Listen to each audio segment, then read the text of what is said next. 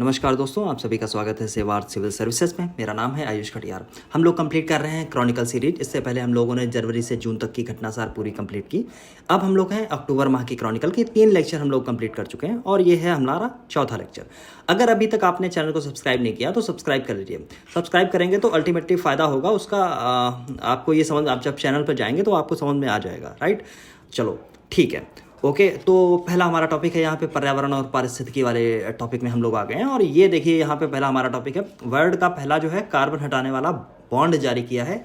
किसने जारी किया है? वर्ल्ड बैंक ने। ठीक, और अगर मैं स्पेसिफिकली बात करूँ यहाँ पे, तो यहाँ पे देखिए लिखा हुआ है अंतर्राष्ट्रीय पुनर्निर्माण और विकास बैंक। ठीक है, जिसको बोलते हैं IBRD। ठीक, क्या बोलते हैं? IBRD। IBRD क्या होता है? ठीक, international bank for reconstruction and development. ठीक है, तो ये जारी किया गया है। और एक बात याद रखना आप कि ये जारी किसके लिए किया गया? तो अमेजन जो रेन फॉरेस्ट है, वर्षा वन है, उनके लिए जारी किया गया। टोटल इसकी जो कीमत है, कीमत ये लिखी गई है 225 मिलियन USD, अमेरिकी डॉलर की बात यहाँ पे हो रही है, और वर्ल्ड बैंक ने जारी किया। ठीक है, एक बात याद रखना है आपको। अच्छा, दूसरी चीज़ है, इसका मतलब क्या हुआ? अगर आप जो बॉन्ड खरीदने वाले हैं उस पैसे को कहाँ लगाया जाएगा? तो वो जो पैसा है उसको लगाया जाएगा अमेजन के जो जंगल हैं उनको, उनमें कार्बन कैप्चर के लिए उनको यूज़ किया जाएगा। कार्बन कैप्चर का मतलब हो गया CO2 कैप्चर करेंगे। कार्बन के और भी जो सिस्टमैटिकली जो गैसेस होती हैं जो आपकी बढ़ाती हैं, क्या बोलते हैं, क्या बढ़ाती हैं, ग्लोबल वार्मिंग बढ़ाती हैं, उन सारी गैसेस को स्पेसिफिकली उनमें कार्बन को कैप्चर किया जाएगा। और एक कैप्चर करने का मतलब, एक पौधे में जब निर्माण होता है, बड़ा होता है पौधा, तो वो अल्टीमेटली होता क्या है? कार्बन ही होता है ना। तो ये कार्बन कैप्चर, और ये इस तरीके का पहला बॉन्ड है। एक और आपने पहले पढ़ रखी होगी, आई थिंक पहले, साउथ अफ्रीका के लिए जो लुप्त प्राय जो उसका गैंडा था काले रंग का, उसके लिए भी ऐसा ही बॉन्ड एक निकाला गया था। याद रखना है इस चीज़ को। एक और भी है, घाना और इंडोनेशिया में $100 मिलियन का प्राकृतिक जो एक ऐसा बॉन्ड निकाला गया है जिसमें $100 मिलियन का जो बॉन्ड होगा वो प्लास्टिक की कटौती करेगा। ठीक है, समझ में आ गया? तो इतनी चीज़ें हैं। और एक बात याद रख लेना, यहाँ पे जैसे लिखा हुआ है, निवेशक हैं जो इसमें जो पैसा लगाएंगे उसके वित्तीय रिटर्न को वायुमंडल के हटाए गए कार्बन की मात्रा से जोड़कर अमेजन वर्षावरण को बचाने की कोशिश कर रही है। क्या कर रही है ये? और इसमें देखिए एक कंपनी और है, इस कंपनी का नाम याद कर लेना, मोमबक। कहाँ की कंपनी है? ब्राज़ील की। ठीक है, आपको पता है अमेजन के जो फॉरेस्ट हैं वो कहाँ पे हैं? यहीं पे हैं। ठीक, चलो आगे वाले इसमें मैं आ जाता हूँ दूसरे पे।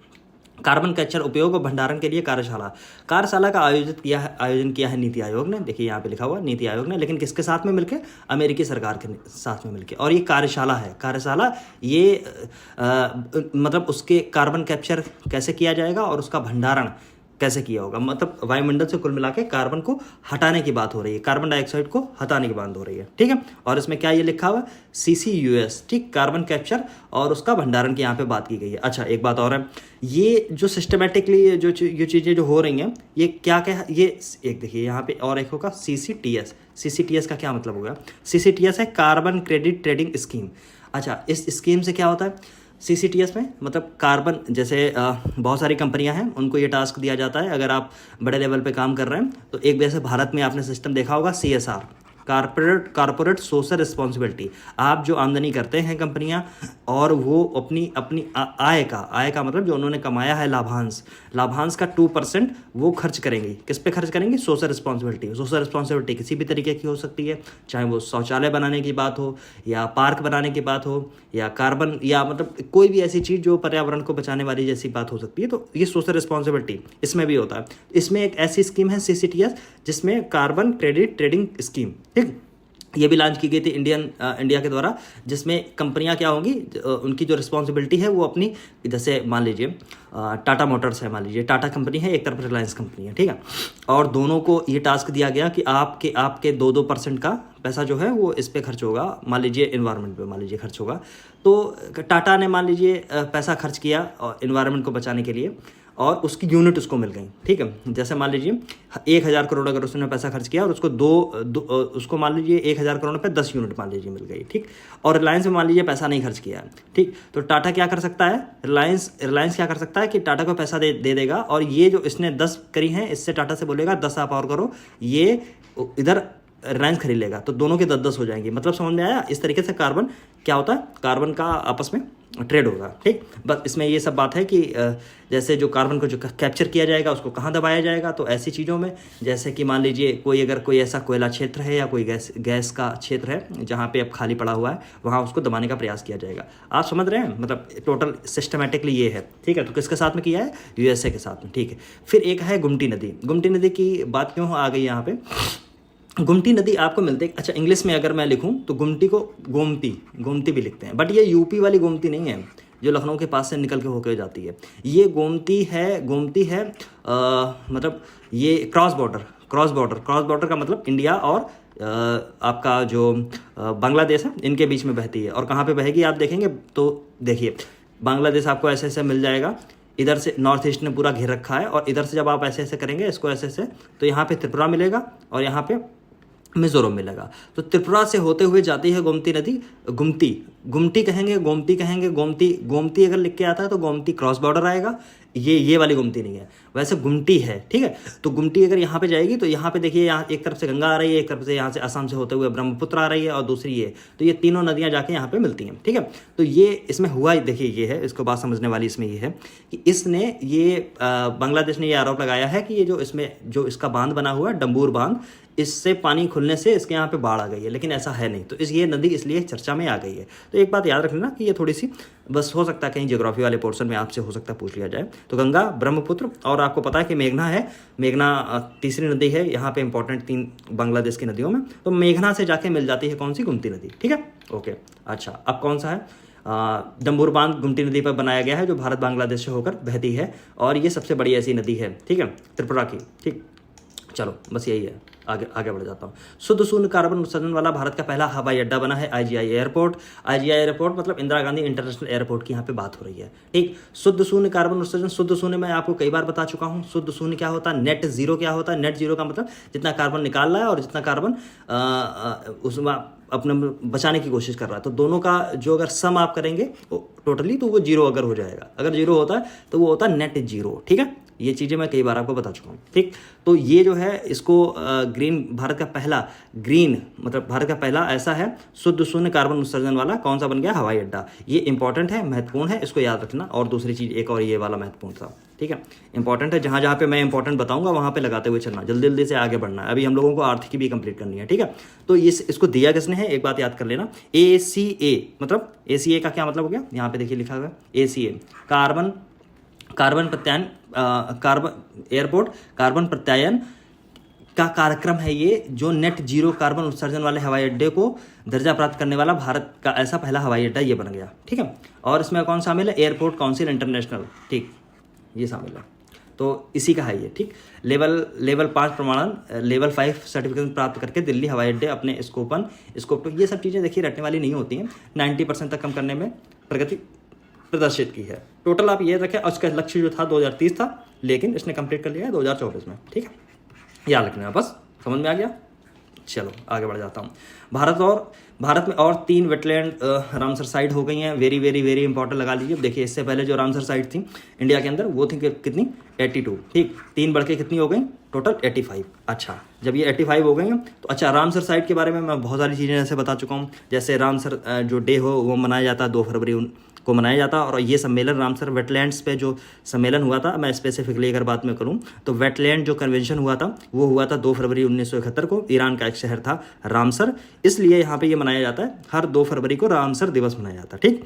अच्छा, रामसर साइट्स कौन सी होती है? आर्द्र भूमियाँ, ऐसी जो अंतर्राष्ट्रीय महत्व की भूमियाँ हों, ठीक, जो इंटरनेशनल, जिनका सिग्निफिकेंस उनका इंटरनेशनली हो, ठीक, ऐसी जो आर्द्र भूमियाँ होती हैं, ऐसी जो आपकी वेटलैंड्स हैं, ये ऐसी रामसर साइट्स के अंदर आती हैं। तो इंडिया में अब टोटल हो गई हैं टोटल 85। अच्छा, एक बात और, जब नागी, इससे पहले आपने 2 मैंने आपको नाम बताया था, एक था Nagi, second one is Nakti. दोनों कहाँ थी? दोनों कहाँ बनाई गई थी? बिहार में, ठीक है। और दोनों ही मैन मेड थी, ठीक है। मैन मेड मतलब क्या है? जो आपकी आर्द्र भूमियाँ हैं वो ये ज़रूरी नहीं है कि वो नेचुरल ही हों, उन्हें एक ह्यूमन द्वारा, एक या ह्यूमन संस्था द्वारा या मानवों द्वारा इनको बनाया जा सकता है। ठीक है, इतनी बात समझ में आ रही। चलो, इस तरीके के क्वेश्चन जो होते हैं वो पूछे जाते हैं यूपीएससी में। ठीक है, यूपीपीसीएस नहीं पूछता है और कोई स्टेट पब्लिक सर्विस कमीशन नहीं पूछता है। ठीक, अच्छा एक चीज़ और, सबसे ज़्यादा इस समय जो रामसर साइट्स हैं वो कहाँ पे हो गई हैं, तो याद रखना तमिलनाडु। टोटल कितनी हो गई हैं? 18। अच्छा, तमिलनाडु के बाद दूसरे नंबर पे कौन है? तो उत्तर प्रदेश। याद रखना टोटल है 10। 10 के नाम अगर मैं बोलूँ आपको तो मुझे कितने याद आते हैं मैं देखता हूँ। नवाबगंज है, उसमें ऊपरी गंगा है, बखीरा है, पार्वती अर्गा है, समन है, समसपुर है, सरवई नवार है, सूर सरोवर। तो 7 से आपको 4-5 तो ऐसे ही मिल जाती हैं। ठीक है, तो उसको याद करने की जरूरत नहीं है।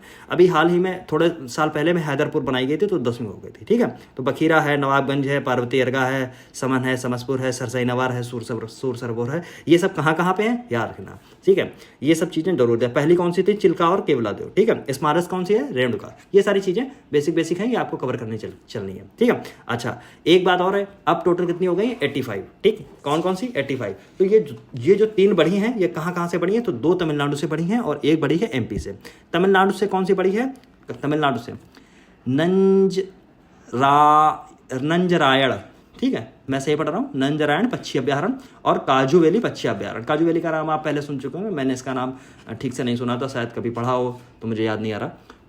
जबकि मध्य प्रदेश में तवा जलाशय को भारत सरकार के रामसर स्थलों की सूची में शामिल कर लिया हो। तो तीन ये बढ़ के टोटल हो गए भारत में 85। ठीक, टोटल सबसे ज़्यादा कहाँ पे है? तमिलनाडु में 18 है। यूपी में कितने हैं? यूपी में दूसरे नंबर पे 10 हैं। ठीक, 10 के मैंने नाम आपको बता दिए। ठीक है, बस इतनी सब मैं बात कर रहा हूँ। कोरोमंडल तट पर स्थित काजू वैली, क्योंकि कोरोमंडल तट कौन सा है? जैसे ये वाला बनाते हैं तो यहाँ पे रहा तमिलनाडु सबसे नीचे, और तमिलनाडु का ये वाला जो तट है ये होता कोरोमंडल तट। आपको पता है जो सर्दियाँ होती हैं, सर्दियों में आपको पता होगा बारिश जो होती है वो कहाँ पे होती है? कोरोमंडल तट पे। कैसे होती है? क्योंकि ये मानसून ऐसे करके यहाँ से लौट के आता है, यहाँ से बंगाल की खाड़ी से पानी उठाता है और यहाँ पर बारिश करता है। ठीक, ओके ये वाला हो गया। चलो आगे बढ़ता हूँ। ओके, फिर वेटलैंड के लिए लिखा हुआ 2 फरवरी 1971 में ईरान के रामसर से। अच्छा, ईरान का अभी तो आप देख रहे हैं कि क्या क्या हो रहा है इजराइल और ईरान के साथ में। इजराइल ने हिजबुल्ला के कमांडर और उसको सबको मार गिराया। ठीक है, इसके बाद में उसके इजराइल के अगेंस्ट में खड़ा हो गया ईरान। ईरान ने 181 के आसपास मिसाइल दाग दी। हालांकि जो इजराइल है, ईरान ने दाग दी थी 181 और इजराइल ने उसको मतलब न्यूट्रलाइज कर दिया सारी को, लेकिन भयंकर जान माल की हानि हो सकती है। तो ये मिडिल ईस्ट और ये वेस्टर्न एशिया वाला जो पोर्शन है ये बहुत क्या बोला जाए, इस समय बहुत क्रिटिकल हाल में है। उधर यूक्रेन और रशिया का आपको पता है क्या चल रहा है। तो भारत की अपनी तटस्थता है इन सब चीज़ों पे, लेकिन आगे देखने वाले समय में देखना पड़ेगा कि हम लोग किधर जाते हैं। ठीक, कुछ तो लेना पड़ेगा स्टैंड। ठीक है, फिर है नील कुरिंजी संकटग्रस्त प्रजाति के रूप में वर्गीकृत किया गया। अच्छा, नील कुरिंजी क्या है? देखिए, ये एक तरीके का ब्लू कलर का, आप पर्पल ब्लू कलर का एक हल्का हल्का फूल होता है, लगभग झाड़ियों वाला फूल होता है, झाड़ियों वाला। ठीक है, झाड़ियाँ जैसे बेर की झाड़ियाँ होती हैं, आपने छोटे छोटे बेरी के पेड़ देखे होंगे छोटे छोटे। ठीक है, ऐसे ही होती हैं, ये 3-3, 4-4 फुट की होती हैं। तो इनकी खासियत ये है कि ये एक तो देखिए, ये ज़्यादातर अगर आप देखेंगे इसको तो ये आपको ज़्यादातर देखने को मिलेंगी वेस्टर्न घाट पर्वत पे। और अगर स्पेसिफिकली मैं बात करूँ तो नीलगिरी, आपको पता है तमिलनाडु वाला एरिया नीलगिरी में, वहाँ पे खूब सारी ये मिलती हैं। और एक चीज़ और है, 1400 मीटर की जहाँ पे ऊंचाई होती है वहाँ पे ही ये ज़्यादातर आपको देखने को मिलेंगे। तो IUCN के बारे में आपको पता है, international union for conservation and nature, एक ऐसी संस्था है जो अलग अलग श्रेणियों में चीज़ों को डालती है। जैसे उसमें पशु पौधे भी हो सकते हैं, उसमें जीव जंतु भी, मतलब ऐसी सारी चीज़ें होती हैं, अलग अलग उनका एक महत्व होता है उसमें, इसी को बोलते हैं रेड डेटा बुक। ठीक, जिसमें डेटा को कलर वाइज लिखा जाता है। ठीक, जैसे कि ब्लू कलर का क्या मतलब है सिग्निफिकेंट, ऑरेंज का क्या मतलब है, रेड का क्या मतलब है, येलो का क्या मतलब है, ग्रीन का क्या मतलब है, हल्का जो ग्रीन होता है उसका क्या मतलब है। ठीक है, तो ये कुछ संकटग्रस्त होती हैं, कुछ लुप्त प्राय होती हैं, इस तरीके से उनको डाला जाता है। ठीक, तो ये जो पौधा है नील कुरिंजी, उसको ये 12 साल में एक बार खिलता है। इस चीज़ को आप याद रख लेना, बहुत महत्वपूर्ण है। ठीक, और इसको रेड जो डेटा लिस्ट है उसमें यह डाला गया है, और ये याद रख लेना इसके अंतर्गत मूल्यांकनों में नहीं किया गया था इससे पहले, चुनौतियों के कारण पहले IUCN के मानकों के अंतर्गत मूल्यांकन नहीं किया गया था इसका। ठीक है, चलो, ये स्थानीय झाड़ी है नील कुरिंजी, 3 मीटर से ऊंची एक स्थानीय झाड़ी है जो केवल दक्षिण पश्चिमी एशिया में, दक्षिण पश्चिमी भारत में 5 पर्वतीय मतलब परिदृश्यों में ऐसे करके इनको शामिल किया जाता है। 16 ग्रासलैंड इकोसिस्टम में 1300 से लेकर लगभग मैं 1200 मान के चलता हूँ, 1340 से इनके जो मैं चीज़ बता रहा हूँ लगभग ये वही है, ठीक है। एक चीज़ और याद रख लेना, इसमें नीलकुरिंजी का वैज्ञानिक नाम केरल के साइलेंट वैली नेशनल पार्क में स्थित कुंती नदी के नाम पर रखा गया। यह फूल बहुतायत में वहाँ पे पाया जाता है। और तमिलनाडु में मैंने कहाँ बताया कहाँ पे पाया जाता है ये, तो याद रखना नीलगिरी वाले एरिया में, ठीक है। बस ये वाली चीज़ें लिखी है, बैंगनी नीला कलर का हल्का होता है, और देख लीजिए।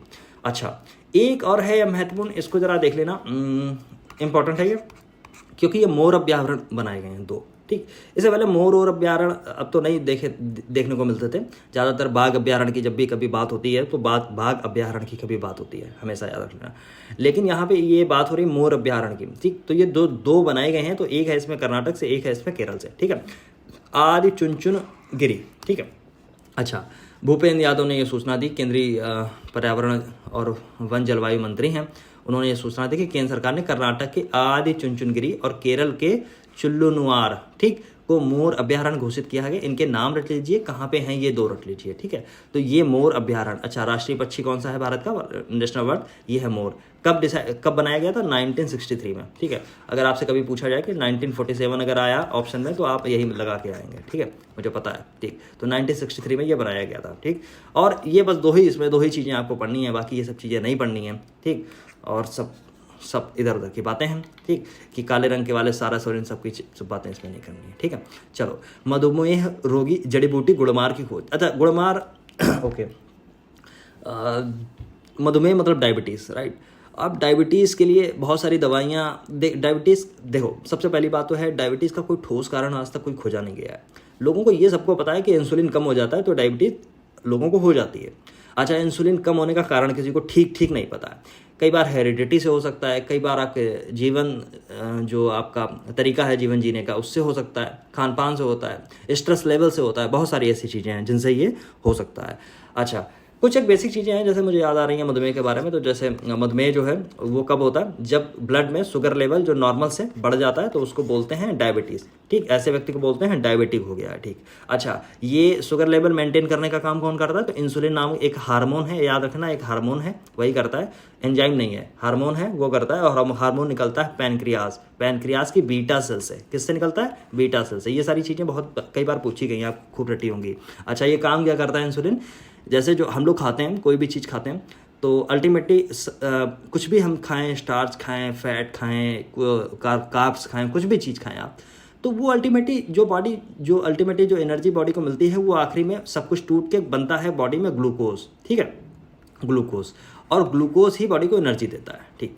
अच्छा, ये क्या करेगा, इंसुलिन जब देखेगा कि लेवल बहुत ज़्यादा ग्लूकोज का बढ़ रहा है तो ग्लूकोज को चेंज कर देगा किसमें, ग्लाइकोजन में। और ये ग्लाइकोजन आपके लीवर मतलब यकृत में स्टोर होता रहता है। फिर जब बॉडी को ज़रूरत पड़ती है एनर्जी की तो ये ग्लाइकोजन फिर दोबारा से बदल दिया जाता है किसमें, ग्लूकोज में। तो क्योंकि बॉडी को सब पूरी एनर्जी ग्लूकोज से ही मिल रही है तो ग्लूकोज से मिलती रहती है, ठीक। अच्छा, जो ग्लाइकोजन है ये है पॉलीसेक्राइड शर्करा, पॉलीसेक्राइड जो है आपकी शर्करा है, जबकि ग्लूकोज है मोनोसेक्राइड। अब मोनोसेक्राइड पॉलीसेक्राइड साइंस का पार्ट हो गए हैं, ठीक है, तो इन सब चीज़ों में नहीं जाएंगे, ठीक। तो बस इसमें है गुड़मार। जैसे बहुत लोग कहते हैं कि मेथी खाइए, जामुन के बीज हैं, जामुन खाइए, खूब सारा करेला खाइए, इन सब चीज़ों से ठीक होती है। तो ऐसी है एक जड़ी बूटी है गुड़मार, ठीक है, जिसको बोलते हैं क्या बोला ये, जिम्नेमा सिल्वेस्ट्रे, राइट, ऐसे ही कुछ लिखा हुआ है।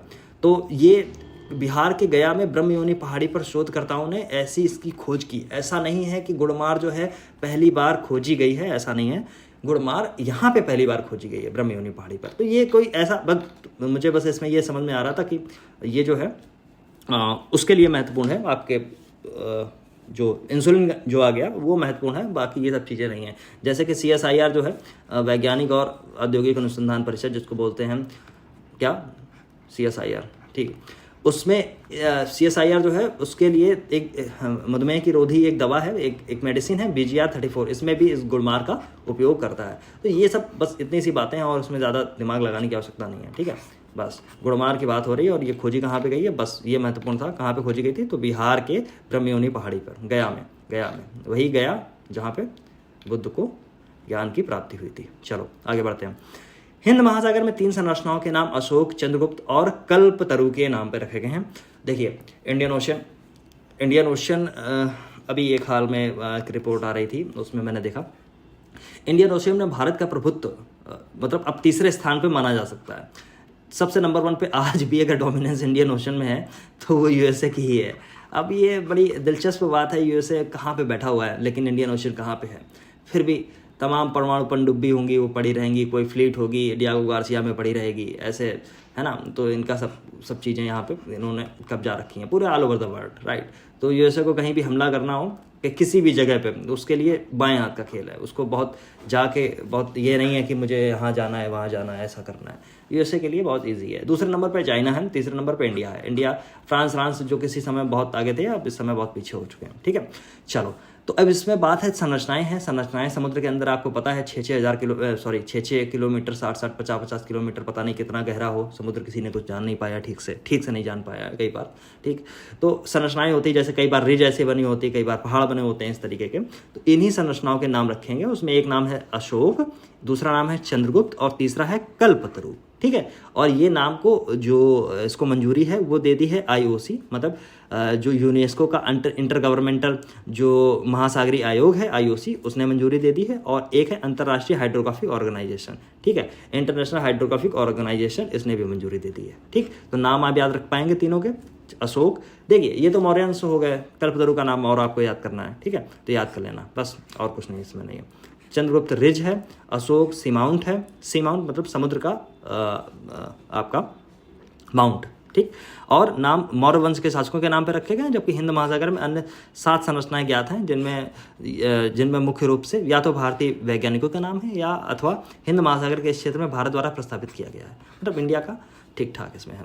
फिर इंडिया इंटरनेशनल हाइड्रोग्राफिक ऑर्गेनाइजेशन की बात की गई है कि 1921 में स्थापित हुआ। इंटर गवर्नमेंटल है, अंतर सरकारी है, इसका भारत इसका सदस्य है, ठीक। आईओसी की जहाँ पे बात की गई 1961 में आईओसी बना था, अंतर सरकारी महासागरीय आयोग, ठीक। 61 वर्ष बाद क्या हुआ, ग्रेट 4 रिंग तितली की खोज हुई है।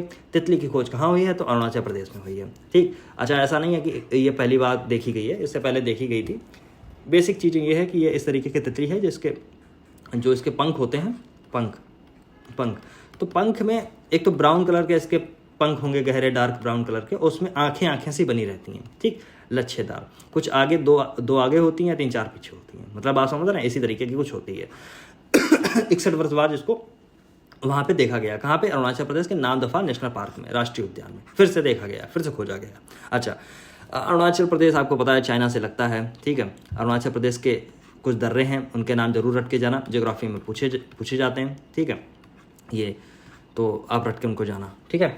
अच्छा, अरुणाचल प्रदेश में एक तो नामदफा नेशनल पार्क है, दूसरा है मॉलिंग, उनको भी रट लेना, दूसरा है इसको भी तो पूछा जा सकता है मॉलिंग कहाँ है, अरुणाचल प्रदेश में। नामदफा तो आपको ठीक से रटा होगा, ठीक है। तो बस इसमें इतनी ही चीज़ें थी।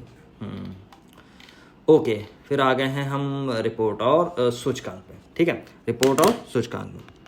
चलो इसकी मैं शुरुआत करता हूँ। अब ये आ रही है justice Hema committee report. Justice Hema committee report महत्वपूर्ण है, ये आपसे पूछा जा सकता है कि किसके विषय में बनाई गई थी। एक बात याद रखना, केरल सरकार ने इसको बनाया था और इसका कारण आप समझिए। कारण था कि आपने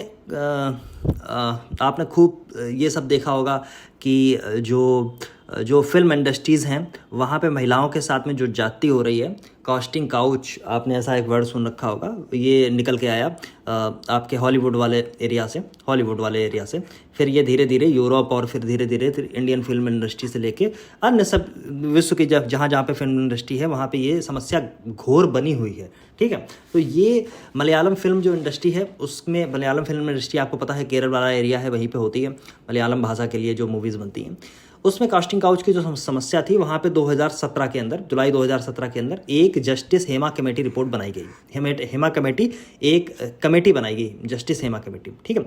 और इस कमेटी में, अब ये तो 2024 हो गया, बहुत टाइम निकल गया, इसके बाद अब इसकी रिपोर्ट आई है और रिपोर्ट में ये बात कही गई है। एक बात और है, ये 3 सदस्यीय एक ये जो थी आपकी कमेटी थी, समिति थी, ठीक। इसमें ये कहा है कि महिलाएं जो थी उनके साथ भेदभाव, शोषण और यौन उत्पीड़न से चौंकाने वाली घटनाएं उजागर हुई हैं। और यहाँ पे मेल डोमिनेंस की बात की गई है, मोटी मोटी अगर मैं बात करूँ, मेल डोमिनेंस की बात करी है।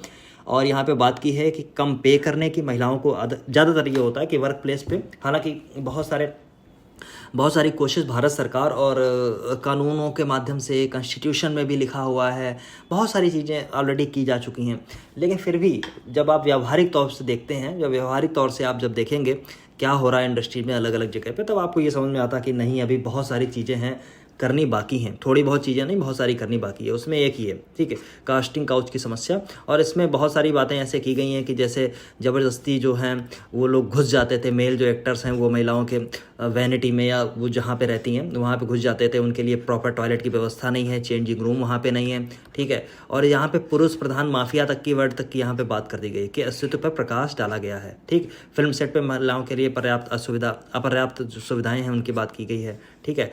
लिंग आधारित वेतन असमानता की बात की गई। तो आप याद कर लेना, ये जस्टिस हेमा कमेटी जो थी उसकी रिपोर्ट आ गई, 3 सदस्य थी, मलयालम भाषा के लिए थी, मलयालम भाषा फिल्म इंडस्ट्री के लिए थी, और वहाँ की केरल सरकार ने 2017 में इसको बनाया था, अगस्त 19 में इसकी रिपोर्ट आ गई। इसमें इतनी बात की गई है। अच्छा, अब महत्वपूर्ण बात है, यहाँ पे एक रिपोर्ट आई है और ये रिपोर्ट जारी की है BEE ने, ऊर्जा दक्षता ब्यूरो ने। BEE का क्या मतलब है? Bureau of energy efficiency. अच्छा, ठीक है। अच्छा, आपने कभी कभी देखा होगा, कभी आप अपने घर में कभी आप देखिए कि ट्यूबलाइट उठाइए, कोई बल्ब उठाइए, कोई LED बल्ब उठाइए, उसके या कोई आप रेफ्रिजरेटर उठा लीजिए, कोई भी चीज़, उसके पीछे आपको स्टार लिखा होता है। ये चीज़ 5 स्टार है, 3 स्टार है, ऐसे ऐसे करके स्टार बने होते हैं, या 4 स्टार है, ऐसी करके चीज़ें होती हैं।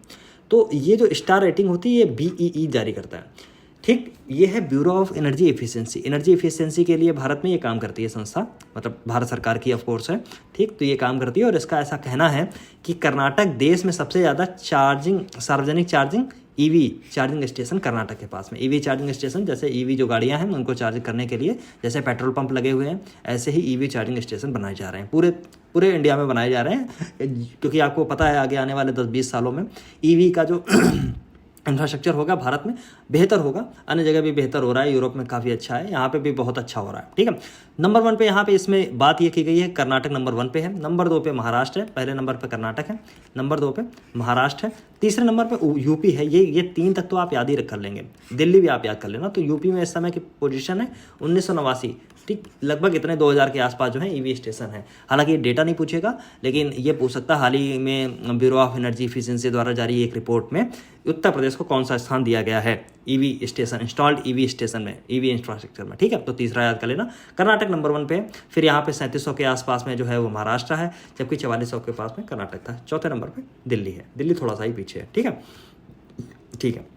यहाँ पे है EV चार्जिंग स्टेशन, केंद्र सरकार की हाइब्रिड इलेक्ट्रिक वाहनों में तेजी अपनाने के लिए विनिर्माण फेम, एक योजना आई थी, फेम योजना, जैसे विभिन्न स्रोतों से वित्त पोषण किया गया है। कर्नाटक भारत का पहला राज्य था जिसने 2017 में EV नीति पेश की थी, ठीक है। चलो फिर अब आता ये आता महत्वपूर्ण, इंपॉर्टेंट क्या है? बहुआयामी भेद्यता सूचकांक। बहुआयामी मतलब मल्टी डायमेंशनल वल्नरेबिलिटी इंडेक्स, ठीक। कौन जारी करता है ये? यहाँ पे आप देखिएगा, संयुक्त राष्ट्र महासभा, ठीक है, UNGA की बात हो रही है, यूनाइटेड नेशन जनरल असेंबली की यहाँ पे बात हो रही है। तो UNGA की अगर कोई ऐसा सूचकांक है तो अपने आप में महत्वपूर्ण है। अगर पिछले वर्षों में नहीं पूछा गया है कोई बात नहीं, पूछे जाने की संभावना रहेगी, आप इस बात पे टिके रहना, ठीक है। तो ये वाला जो है इसको आप याद कर लेना इस चीज़ को कि ये बहुआयामी भेद्यता सूचकांक किसने जारी किया, जिसको बोलते हैं MVI मल्टी डायमेंशनल, और ये होगा वल्नरेबिलिटी इंडेक्स, ठीक है। ये 2024 का जारी किया गया है UNGA द्वारा, ठीक। अच्छा, ये करता क्या है? तो इसके जरा नाम को आप ध्यान से देखिए। बहुआयामी मल्टी डायमेंशनल मतलब बहुत सारे आयामों की बात हो रही है इसमें। भेद्यता मतलब वल्नरेबिलिटी है, ठीक। सूचकांक मतलब इंडेक्स है। अच्छा, इसमें मतलब ये हो रहा है, इसमें बात ये हो रही है कि जो एक देश है वो अलग अलग डायमेंशंस पे, अलग अलग सेक्टर पे, अलग अलग चीज़ों पे उसके जो मान लीजिए ये 100 चीज़ें, एक में शिक्षा है, इसमें कोई स्वास्थ्य है, इसमें कोई और चीज़ है, इन सब चीज़ों में कितना वल्नरेबल है, कितना सुभेद्य है, मतलब भेद आराम से उसको भेदा जा सकता है, ठीक। मतलब वो अपने पैरों पे बहुत ढंग से खड़ा नहीं है, आप समझ रहे हैं, मतलब इतना मजबूत नहीं है। तो इसकी जानकारी करने के लिए ये एक सूचकांक बनाया गया था। और देखिए यहाँ पे जब आप जाएंगे तो इसमें ज़्यादातर छोटे द्वीप मतलब छोटे राज्य हैं, राज्य द्वीप और विकासशील देशों साइड को कम ब्याज वाले वित्त पोषण से बेहतर बेहतर पहुंच प्रदान करना है, इसका उद्देश्य ये है। अब ये कैसे फुलफिल होगा, देखिए यहाँ पे जैसे आप जाएंगे सबसे लास्ट वाले पॉइंट पे, तो आपको यहाँ पे देखने को मिल रहा है कि जैसे ये जो मल्टी डायमेंशनल की जो मैं बात कर रहा हूँ, उसमें आयात पर इनकी कितनी निर्भरता है, अगर मौसम ख़राब हो जाए तो कितनी जल्दी इनके जो मतलब कितनी जल्दी ये ठीक हो सकते हैं, या इनके जोखिम महामारियों का जोखिम यहाँ पे कितना है, क्षेत्रीय हिंसा के प्रभाव कितने हैं, शरणार्थियों की जनसांख्यिकी दबाव कितनी है, और ये सब चीज़ें इनकी बात यहाँ पे यहाँ तक की गई है। इन फैक्टर्स का वहाँ की स्टेबिलिटी पे क्या प्रभाव पड़ता है, ये आंकने की बात करता है। और इस हिसाब से छोटे जो द्वीप हैं, जो विकासशील देश हैं, उनको कम ब्याज वाले वित्त पोषण से बेहतर पहुँच प्रदान करना है। आप बात समझ गए, ठीक है। और यहाँ पे बात हो रही है संरचनात्मक भेद्यता की, संरचनात्मक लचीलेपन की कमी की। संरचनात्मक मतलब सेक्टोरियल, ठीक है। लचीलेपन की बात हो रही है, वल्नरेबिलिटी भेद्यता की बात हो रही है, और यहाँ पे फ्लेक्सिबिलिटी की बात हो रही है, ठीक है। इन सब की बात हो रही है। कौन जारी करता है? UNGA। बस इतनी चीज़ें आप याद रखेंगे। इसको मतलब जो समझाने वाली चीज़ थी वो मैंने आपको बता दी है, ठीक है। फिर है NIRF ranking, very very very important, बहुत इंपॉर्टेंट है, बिल्कुल रट लीजिए इसको, ठीक है। जारी को NIRF का मतलब है, देखिए पहले यहाँ पे दिया राष्ट्रीय संस्थागत रैंकिंग फ्रेमवर्क 2024। ये जारी करता है एक तो शिक्षा मंत्रालय, ठीक है। यहाँ पे देखिए लिखा भी हुआ है, शिक्षा मंत्रालय द्वारा हर वर्ष जारी की जाती है। 2024 की ये आ गई है। अच्छा, इसमें लिखा हुआ है मद्रास ने, IIT मद्रास की बात हो रही है, मद्रास ने लगातार छठे वर्ष राष्ट्रीय संस्थागत जो रैंकिंग फ्रेमवर्क है NIRF 2024 में शीर्ष स्थान दर्ज किया। तो ये एक तो बात याद कर लेना, लगातार छठे वर्ष है। हो सकता है स्टेटमेंट में कहीं पे लिखा मिला है लगातार तीसरे वर्ष, लगातार चौथे वर्ष, लगातार पांचवें वर्ष, ये इस पे आप छठे पे डटे रहना, ठीक। दूसरी बात है IIT मद्रास की हो रही है, तो ओवरऑल में टॉप 10 में कौन, मतलब टॉप में सबसे कौन है? IIT मद्रास, ठीक। अच्छा, ये चीज़ है। अब ये जो रैंकिंग है उसमें देखिए, ये रैंकिंग 2015 से जारी की गई थी, और याद कर लेना इसको शिक्षा मिनिस्ट्री जारी कर रही है, शिक्षा मंत्रालय जारी कर रहा है। कुछ और मत लगा लेना, नहीं तो हो सकता है कि वहाँ पे नीति आयोग भी लिख के आए, ठीक, या कुछ और भी लिख के आए, या कुछ भी फालतू वालतू की चीज़ें लिख के UGC लिख के चला आता है, और भी कोई चीज़ हो सकता है लिख के चली आए, तो आप कंफ्यूज मत हो जाना, ठीक है। ओके, शिक्षा मंत्रालय आप रट के रहना, ठीक। ये NIRF का मतलब मैं इंग्लिश में अगर बोलूँ, नेशनल इंस्टीट्यूट रैंकिंग फ्रेमवर्क ऐसे समथिंग होगा, राष्ट्रीय संस्था national institutional ranking framework, right, ये होगा, ठीक है। अच्छा, नंबर 1 पे वैसे बताया, और लगातार ये छठा है, IIT मद्रास की यहाँ पे बात की जा रही है। अब ये देखिए नंबर 2 पे ये जो राष्ट्रीय विज्ञान संस्थान है IISc बेंगलुरु, ठीक, उसकी बात हो रही है। फिर IIT बॉम्बे की बात हो रही है, ठीक। फिर IIT दिल्ली है, और 5वें नंबर पे अगर आप देखेंगे, 5वें नंबर उत्तर प्रदेश की मैं बात कर रहा हूँ, 5वें नंबर पे IIT कानपुर आपको देखने को मिलता है। तो इस चीज़ को रट लेना, टॉप 5 में उत्तर प्रदेश से पहला है, जो 5वें नंबर पर है IIT कानपुर, ठीक। अच्छा, टॉप 10 में अगर आप जाएंगे तो JNU आपको मिल जाएगा, IIT गुवाहाटी मिलेगा, IIT रुड़की मिलेगा, और मतलब अखिल भारतीय आयुर्विज्ञान संस्थान एम्स दिल्ली आपको मिल जाएगा, IIT खड़गपुर मिल जाएगा, ठीक है। तो अगर टॉप 10 में अगर आप देखेंगे तो आपको ज़्यादातर 8 जो है वो IITs मिलेंगे, एक आपको ISC बेंगलोर मिलेगा, ठीक है, ये एक यूनिवर्सिटी की तरीके से हो गया, और एक आपको और ये मिलेगा जो है एम्स दिल्ली, बाकी 8 ये मिलेंगे। अच्छा, 11वें नंबर पर और आप देख लेना BHU आता है, बनारस हिंदू यूनिवर्सिटी, ठीक है। अच्छा, संस्थागत रैंकिंग बात हो रही है, तो अलग अलग संस्थागत तरीके से बात की जाएगी। जैसे इंजीनियरिंग संस्थान में IIT मद्रास टॉप पे है, नंबर 2 पे, नंबर 3 पे रटने की जरूरत नहीं है। विश्वविद्यालय में IISc बेंगलोर है, समग्र स्थानों में IIT मद्रास है, समग्र में IIT मद्रास लगातार बना हुआ है, ठीक। 6 बार से 2015 से जारी हो रही है, और शिक्षा मंत्रालय जारी करता है, एजुकेशन मिनिस्ट्री जारी करती है। प्रबंधन संस्थान में IIM अहमदाबाद की बात हो रही है, IIM बेंगलोर पर लगा के आना, क्योंकि आपके दिमाग में बेंगलोर घुसा होगा, IIM अहमदाबाद लगा के आना। मेडिकल में नई दिल्ली, ये सब चीज़ें वही हैं जो आपको रटनी है, मतलब ये पता होगा। कॉलेज में हिंदू है, गार्गी मत लगा देना, मिरंडा मत लगा देना, स्टीफन मत लगा देना, हिंदू है, ठीक। राज्य विश्वविद्यालय में अन्ना विश्वविद्यालय है। इसके बाद में और कुछ यूपी से ऐसा कुछ है नहीं जो हम लोग रटें, ओके। वास्तुकला में आप देखेंगे, वास्तुकला का मतलब क्या हो गया, ये आपका आर्किटेक्चर की बात हो रही है, यहाँ पे IIT रुड़की की बात हो रही है। अच्छा, विधि संस्थान में जो नलसर है, national law school of India universities Bengaluru, ठीक। मुक्त विश्वविद्यालय मतलब ओपन यूनिवर्सिटी की बात कर रहा हूँ, राइट, ओपन यूनिवर्सिटी में IGNOU है। नवाचार मतलब इनोवेशन में IIT बॉम्बे है। फिर एग्रीकल्चर में आपको पता है भारतीय कृषि अनुसंधान संस्थान नई दिल्ली है। IISc बेंगलोर है अनुसंधान में, केवल अनुसंधान में IISc बेंगलोर। दंत चिकित्सा में Savita institute of medical technology sciences है, ठीक। अच्छा, इसमें और एक चीज़ देख के देखिए, क्या टॉप 3 में जो भी ये लिस्ट दी गई है, कहीं पे यूपी तो नहीं आ रहा है। अगर ये चीज़ें देखिए महत्वपूर्ण होती हैं। हो सकता है आपसे पूछेगा, मान लीजिए मैं फॉर एग्जांपल अगर मैं आपसे बात करूं, आर्किटेक्चर में हो सकता है यहाँ पे अगर मान लीजिए BHU लिखा होता, BHU, तो हो सकता है आपसे पूछा जाता कि कौन से क्षेत्र में जो BHU है उसको टॉप 3 में स्थान दिया गया है, और उसमें 4 आपसे ये डाल देता, ठीक। लॉ में पूछ लेता, इनोवेशन में पूछ लेता, और ये मतलब कोई भी चीज़ आपसे दे सकता था, ठीक है। तो इसीलिए जब कभी भी आप पढ़ें तो केवल आप पहरा हटने के प्रयास करते हैं, लेकिन एक चीज़ आप हमेशा ऐसी हर चीज़ में आप देखेंगे कि ये चीज़ महत्वपूर्ण है कि आप ढूंढिए, कहीं पे यूपी आ जाए ऐसा ढूंढिए, ज़रूरी है, ठीक है, याद रखना। वैसे ओवरऑल में अगर आप देखेंगे तो 11 नंबर पे आपको देखने को मिलता है, और 5वें नंबर पे IIT कानपुर आपको देखने को मिलता है, ठीक है। पहले नंबर वाला आप याद रखेंगे, ओके। फिर ये वाली आइए, इसको भी थोड़ा ठीक से देख लो। ये अच्छा, ये NIRF वाली रैंकिंग बहुत महत्वपूर्ण है, बहुत ढंग से रट लेना इसको, ठीक है, मैंने बता तो दिया है आपको। फिर है global food and drinks report 2024। अच्छा, ये जारी होती है, लंदन से जारी होती है, और एक कंपनी है ब्रांड फाइनेंस नाम से, ब्रांड फाइनेंस, ठीक। ये कंपनी इसको जारी करती है, global food and drinks report. अच्छा, इसमें क्या है, दुनिया भर की ऐसी कंपनियां जो फूड एंड ड्रिंक्स में, बेवरेजेस में, एडिबल फूड्स में ऐसे सब काम करती हैं। इन पे ये लोग उसकी ब्रांड की क्षमता देखते हैं कि कौन सा कितना बड़ा ब्रांड है, ठीक।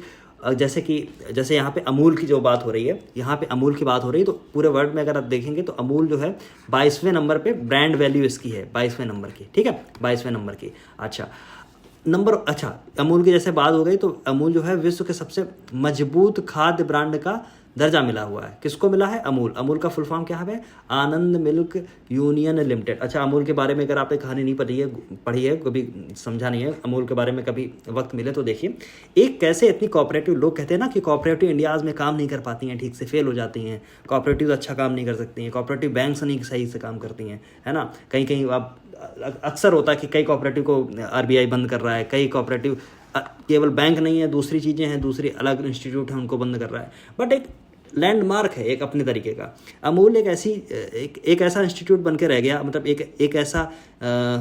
एक ऐसी कोऑपरेटिव बनी है जो इतनी बड़े लेवल पे काम कर रही है पूरे इंडिया के अंदर। आप दिल्ली में हो, अमूल आपको मिलेगा, आप लखनऊ में बैठे हो, आपको अमूल मिल जाएगा, आप कानपुर में बैठे हो, अमूल मिलेगा, आप मतलब कई जगह पे, ठीक है। आप अमूल की एक चीज़ नहीं है, ब्रेड है, अब तो ब्रेड भी आने लगी है उनकी, बटर है, फेमस है, मतलब अपने आप में इन्होंने, और ये कोऑपरेटिव है, सबसे बड़ी बात है कि कोऑपरेटिव इतना काम कैसे बड़ा कर सकते हैं, लेकिन इन्होंने किया, ठीक। तो इसको रेटिंग मिली है AAA+ रेटिंग मिली है। अमूल ब्रांड की स्ट्रेंथ है 100 में से 91, ठीक। अच्छा, ब्रांड वैल्यू इतने से बढ़ के 3.3 अमेरिकी बिलियन डॉलर इतनी हो गई है इसकी ब्रांड वैल्यू, उसकी सबकी बात की गई है। अच्छा, वर्ल्ड लेवल पे अगर आप बात करेंगे तो मतलब दुनिया में अगर बात करेंगे विश्व के मूल्यवान मजबूत खाद्य ब्रांडों की सूची में अमूल जो है वो 22वें नंबर पे है। याद रखना, पूरी दुनिया की बात हो रही है, इंडिया पे पहले नंबर पर।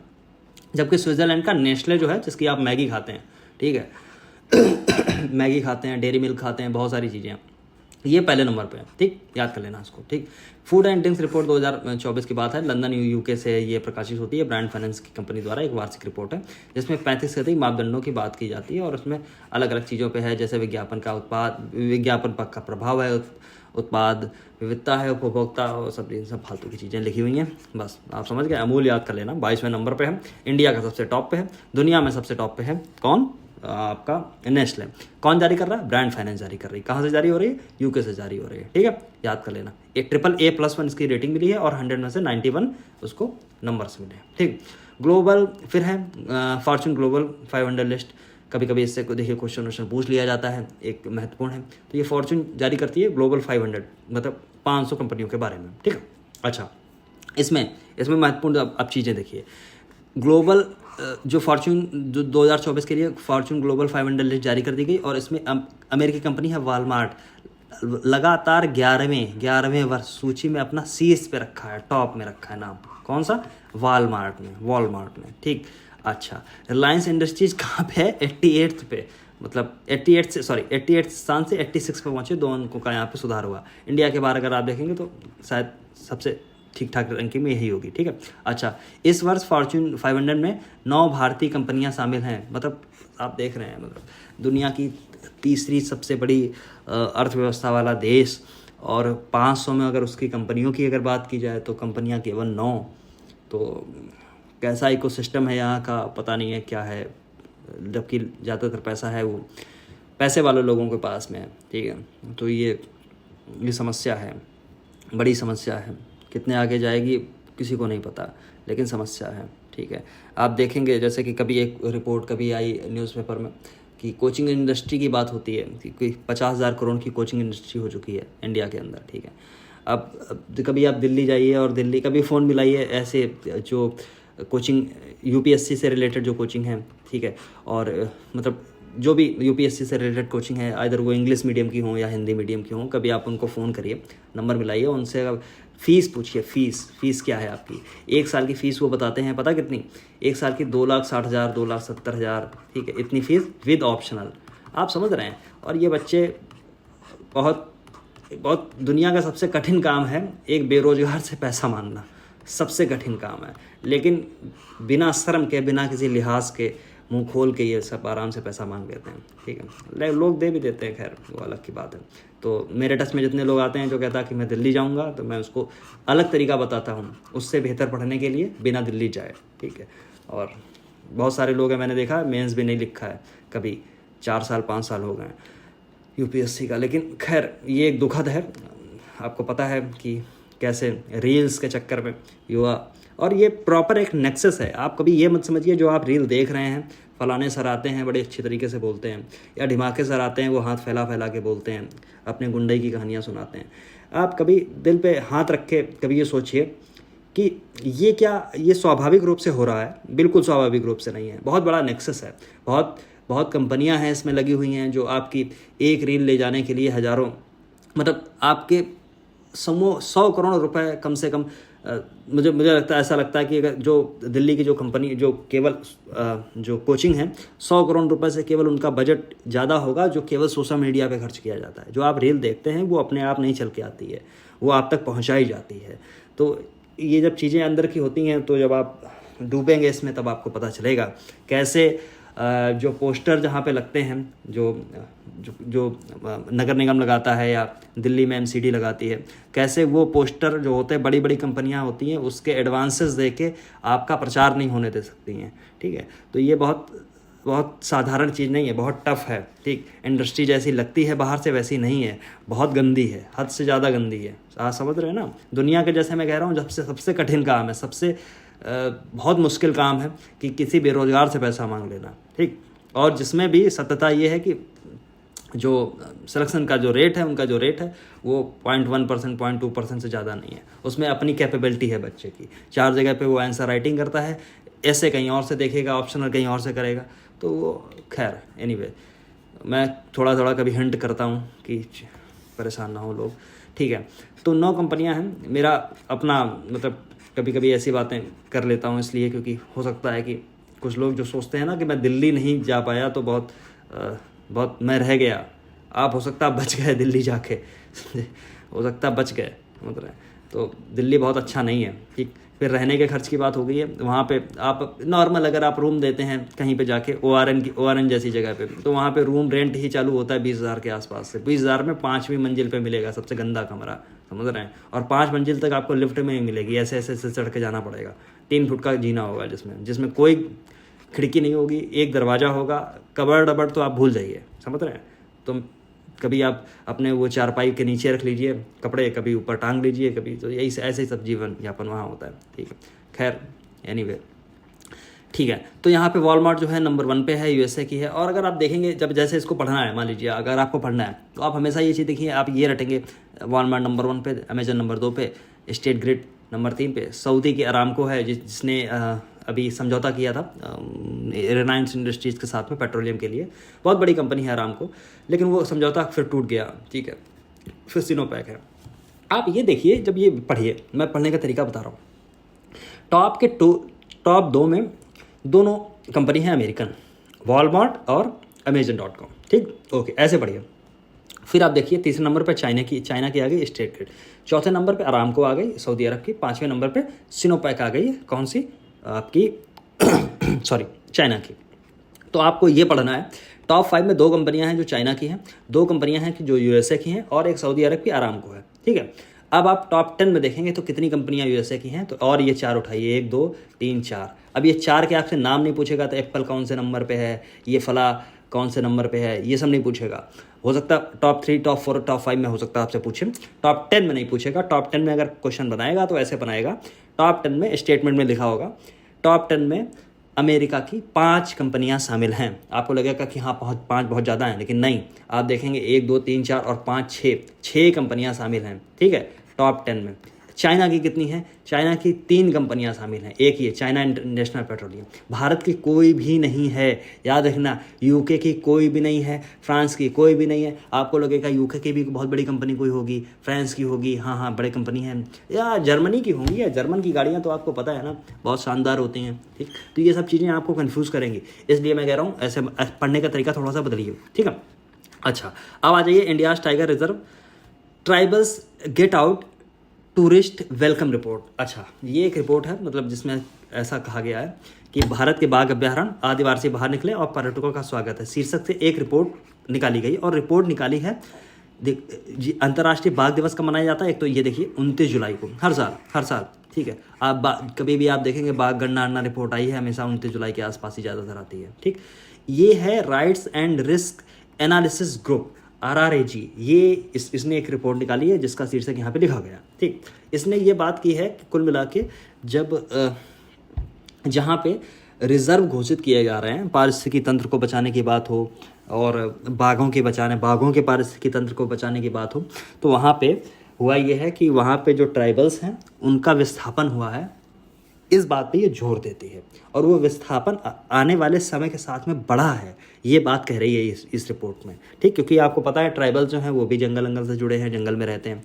तो इसमें रिपोर्ट में कहा गया कम से कम 5.5 लाख अनुसूचित जनजातियाँ और अन्य वनवासी विस्थापित होंगे इस रिपोर्ट में ऐसा कहा गया है। जैसे 2021 से पहले की बात है, 50 जो बाघ अभ्यारण्य थे उनमें जो इतने लोग विस्थापित हुए थे, उसमें प्रति संरक्षित क्षेत्र में 5000 लोग विस्थापित होते थे। लेकिन 2021 में 6 बाघ अभ्यारण्यों के विस्थापित होने के कारण, मतलब अभ्यारण्यों से लोग जो विस्थापित हो गए, उनकी औसत जो है वो 48,333 है।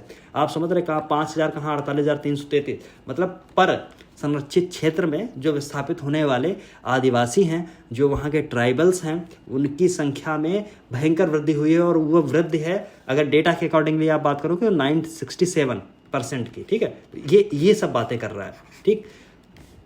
उत्तर प्रदेश के रानीपुर टाइगर रिजर्व में 45,000 लोग होंगे, ठीक। इसके बाद मध्य प्रदेश के दुर्गावती टाइगर रिजर्व में, इसकी बात कर रही है अभ्यारण्य में, 72,000 ऐसे लोग होंगे, ठीक,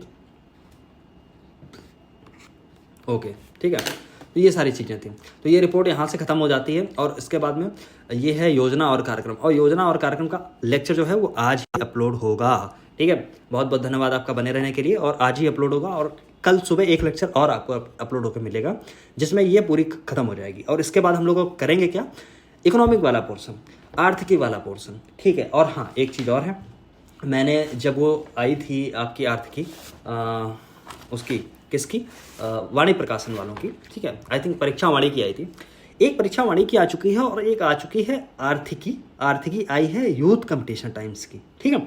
दोनों ही लगभग एक जैसी हैं, कुछ चीज़ें किसी में अच्छी हैं, किसी में थोड़ी सी खराब। मैं जब पढ़ाऊँगा, मैं जब लेके आऊँगा, मतलब परसों कल सुबह के बाद में जो अगला होगा वो इसी पे होगा, आर्थिकी पे।